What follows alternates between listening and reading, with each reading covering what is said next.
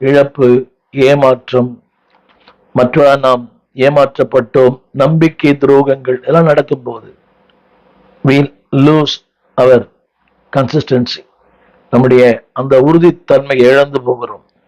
மூன்றாவது, அந்த கான்சிகரேஷன் எல்லாம் ஏறக்குறை ஒரே மாதிரி தான் இருக்கும், ஒரே மாதிரி இருக்கும். அந்த அந்த அர்ப்பணம், இளமையில இருந்த அந்த அர்ப்பணம், என்னையே நான் திரும்பி பார்க்கிறேன். என்னுடைய 17வது வயதிலே ஆண்டவருக்கு என்று அர்ப்பணித்தேன். காலங்கள் மாறுகிறது, நாட்கள் மாறுகிறது, பல வித்தியாசமான சம்பவங்கள், பலவீனங்கள், குடும்பங்கள், இப்படி நிறைய. பட் ஸ்டில், அதாவது a leader must be a consecrated man.